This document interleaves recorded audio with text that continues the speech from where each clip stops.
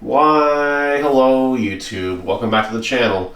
The new starter decks are out for the BlackWarGreymon and BT13 Ace, and we won't be doing a BlackWarGreymon deck profile because the deck just isn't ready yet, but the BlackWarGreymon deck gave a lot of cool toys to the Greymon archetype, specifically, in my opinion, the BlackWarGreymon archetype.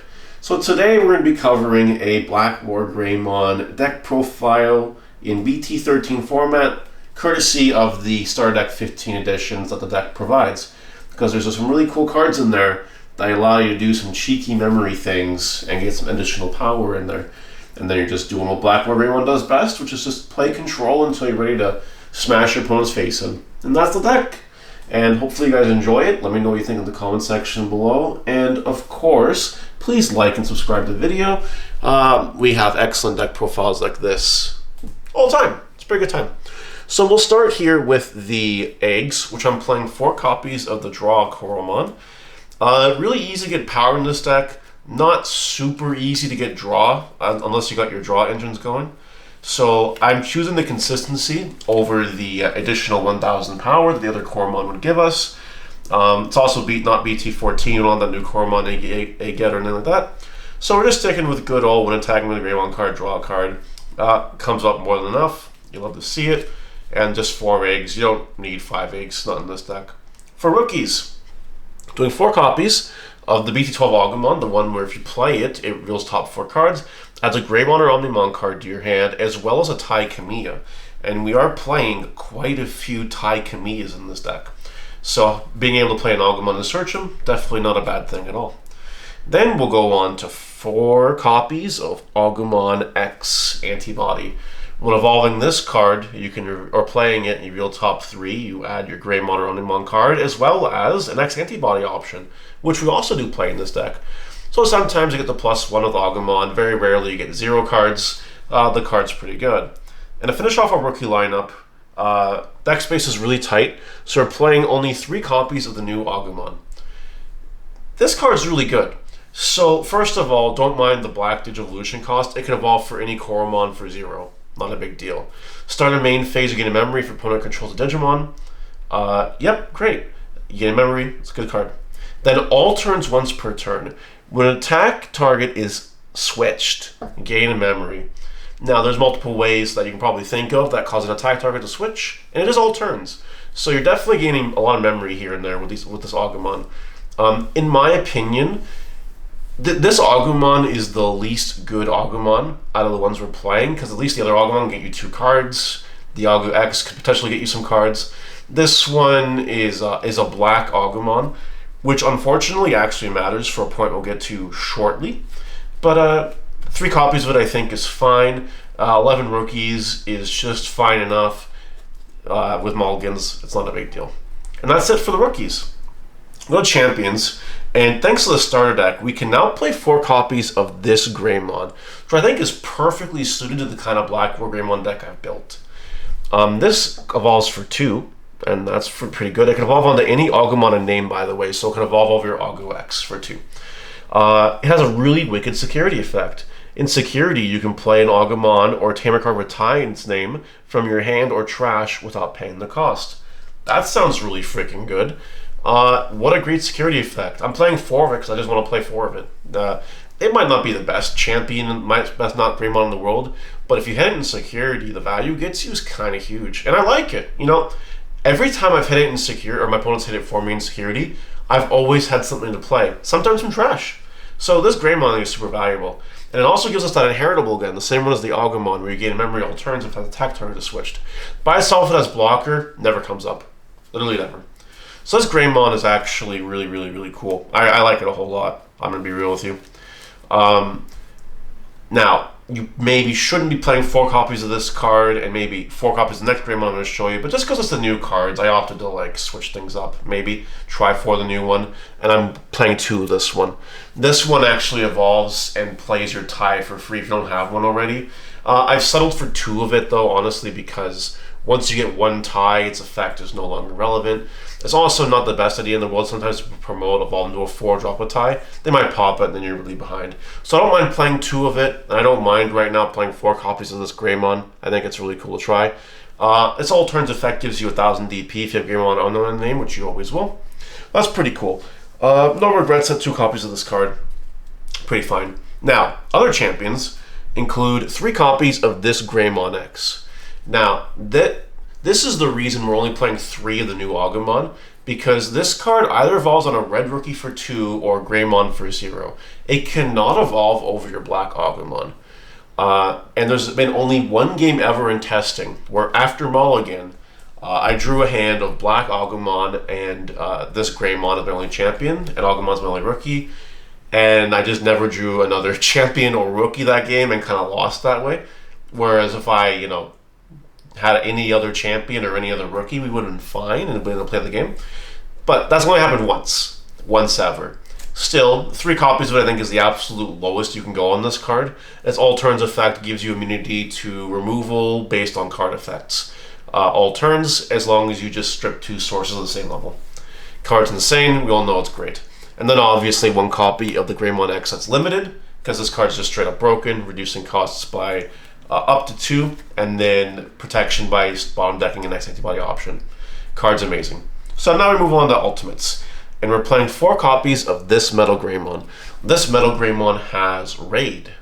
By the way, Raid definitely works with your all turns triggers, because if you read them, again, just for clarity, when an attack target is switched, gain a memory all turns once per turn.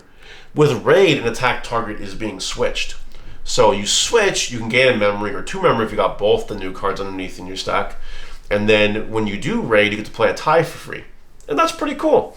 And then your turn piercing inheritable as well, and this card is definitely not a bad thing. So we love to see it.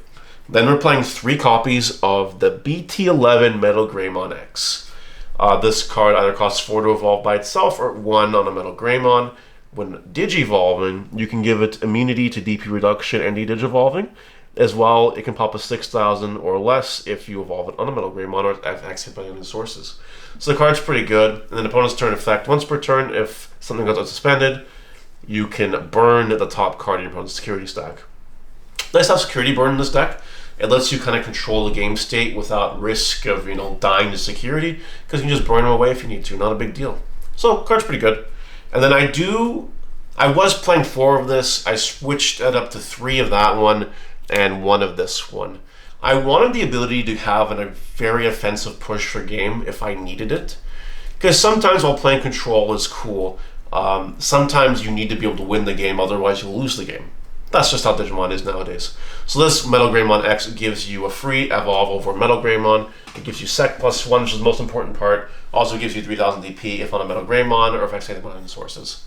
So yeah, just the 1 copy of it. If we need to go, we need to go. And Metal Greymon X will let us go if we have it, and then we can go. A lot of going. But yeah, that's it. On to the Megas now. We're playing 3 copies of BlackWarGreymon. Yes, this card is still in the meta, and is still good at popping Tamers and evolving for 4. On top of that, when Digimon is deleted all turns once per turn, it unsuspends. Pretty good card. Nothing to complain about there. Good value. Still pops a lot of Tamers. Here, all forces on a regional. Yeah, play BlackWarGreymon. You'll kill him. No problem. Then we're playing 2 copies of BlackWarGreymon X Antibody.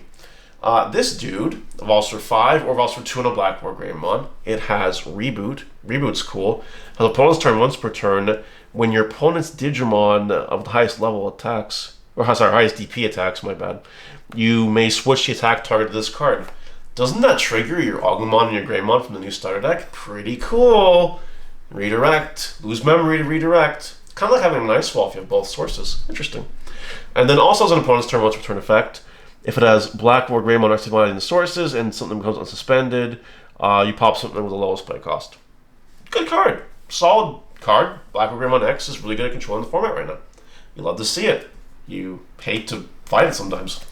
Our last Mega is 2 copies of the WarGreymon BT12. The one that has Raid, gains 3000 and Reboot when it evolves, and if it raids, it unsuspends. Or when attack target is switched, technically. But having the ability to unsuspend is really good. It also works well with your Agumon and Greymon from the new starter deck. And yes, I could have built our WarGreymon deck with the new cards.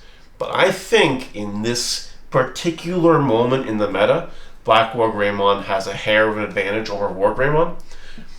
But BlackWarGreymon is still good at what it does, so 2 copies of it I think is fine. Then on the 7s, yeah, we're playing 7s. We're playing 1 copy of Blitz Omnimon, because Blitz for game is really cool. And we're playing 1 copy of BT10 OmniX Antibody. Again, BlackWarGreymon has a tendency to be slow sometimes, so I want to be able to have the option to kill them if I need to kill them. If I can't kill them when I need to kill them, they could kill me. So having these Omnimons help you do that. You can also have the dream combo of Omnimon Blitz, X Antibody underneath, and then evolve to OmniX, and then you're just going to town. And that's really cool. Sometimes it happens. Yeah, love to see it. Wouldn't want to play it any other way right this moment. You need it. Yeah, really cool. All right, Tamers. 3 copies of the new tie. This tie is Memory Tamer. Also has an alternative effect that when an attack target is switched, you can suspend the tamer, draw a card, and give something 2000 DP. Pretty good card. 2000 DP is pretty strong. Works with anything that redirects, including raid or blocking or whatever. Speaking of blocking, we do play 3 of the other tie. Start main phase and on play when your Digimon gains 1000 DP and blocker until the opponent's turn. Well, blocking causes redirects.